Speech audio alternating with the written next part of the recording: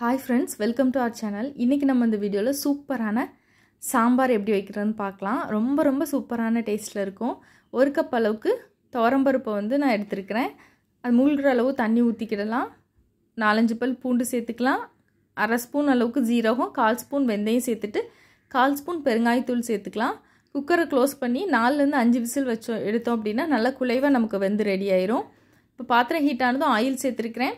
ஒரு 10 சின்ன வெங்காயம் இதனோட சேர்த்துக்கலாம். லைட்டா வதங்கினதுக்கு அப்புறம் நம்ம இருக்கிற வெஜிடபிள்ஸ் எல்லாம் கட் பண்ணி சேர்த்துக்கலாம். இது கூட உருளைக்கிழங்கு, முருங்கைக்காய் என்ன நமக்கிட்ட இருக்கோ அத அவரைக்காய் எல்லாமே சேர்த்துக்கிடலாம். 2 பச்சை மிளகாய், ஒரு தக்காளியும் சேர்த்திருக்கேன். 1 ஸ்பூன் அளவுக்கு கல்லுப்பும் சேர்த்திருக்கேன். நல்லா ஆயில்ல வதங்கட்டும்.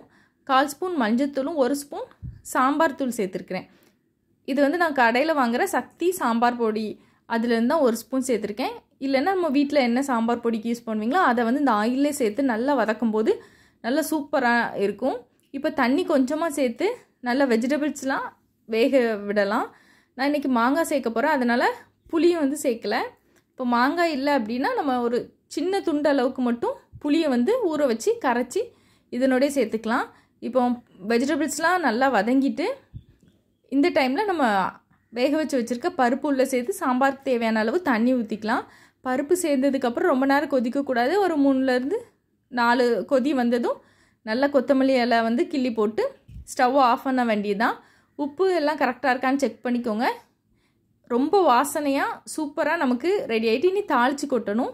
தாளிக்கிறதுக்கு ஆயில் நல்லா சூடானதும் 1/4 ஸ்பூன் அளவுக்கு கடுகு, வத்தல் கிள்ளி சேர்த்திருக்கேன் ஃப்ளேவருக்காக.